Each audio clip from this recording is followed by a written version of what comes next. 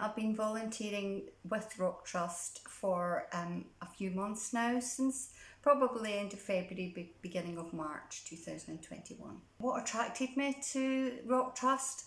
I think it was the fact that it was asking, do you have room for someone who, to avoid them having to be homeless? And I do, and that's why that was immediately apparent when I did have the room, and I thought, no, I could do this.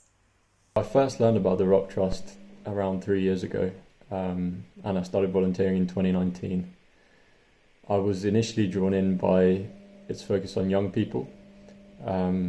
Youth homelessness struck me as an issue that doesn't necessarily get much press, but which I could really relate to, and found all the more urgent being myself in my 20s. After that, what really reinforced my interest was the warmth and dedication, and also the professionalism of the Rock Trust staff and members that I encountered in the organisation. I have been hosting since November 2019, and I had my first young person stay from the December 2019, I think. What attracted me to Nightstop and the Rock Trust? I think it's a great charity. I think it does amazing work, and to be able to help in just a small way is pretty amazing. I wasn't aware of the charity at the time, but I felt I could maybe offer some sort of support. The role involves that I provide a safe haven for a young person to prevent them from going into homelessness. I provide a meal, breakfast and dinner and lunch if necessary for the young person, and hopefully an ear to just to listen to them if they want to talk. If they don't want to talk, that's absolutely fine. What I enjoy most about this role is the fact that I feel that if I could save just one person from homelessness and they feel comfortable here, that's made my day. My role as peer mentor involves spending 1 to 2 hours a week with a specific young person. So the aim is to support them in achieving a goal they've set for themselves, or other times just to listen and offer advice as a non-paid fellow human being. The sessions are pretty informal, but we're always careful to respect mentoring commitments and to kind of honour the Rock Trust guiding principles. Before the lockdown, we were doing fitness sessions together, so running and going to the gym and working towards the 2020 Edinburgh Half Marathon. Unfortunately, it was delayed due to COVID, and we kind of continued to periodically do sessions via Skype instead. And this week, actually, after quite a while, I'm due to meet the young person again. I offer a safe home with a bed and some food, and I also, offer that listening ear. I try and be kind of doing quite active listening.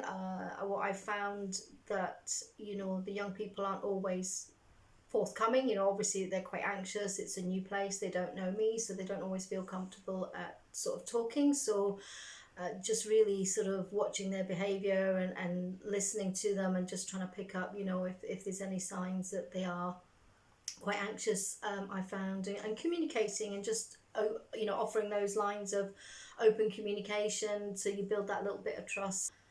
It's quite rewarding seeing how they'll grow, just even over a short space of a couple of weeks or even a few nights, that you can see they're tense, and when they're arriving it's quite stressed and anxious. So it's quite nice to just see that they do start relaxing, and they either open up a little bit, or they just feel that they've actually got a regular place to come, it's secure, it's safe for them.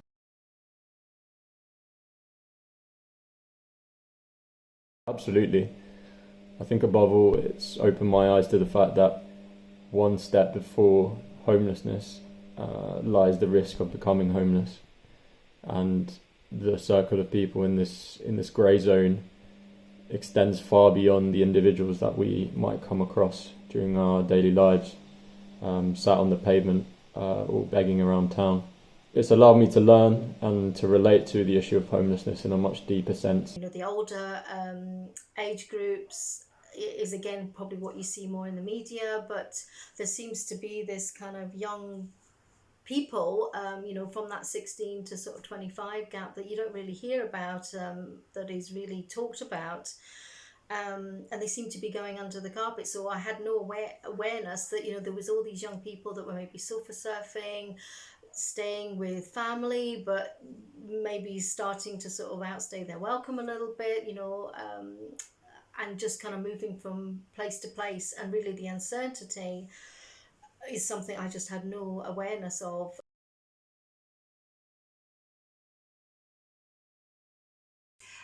I would say that I know everybody's apprehensive taking a stranger into their home, but you have to think how terrified that young person is, having to leave wherever they are and come and live with a stranger.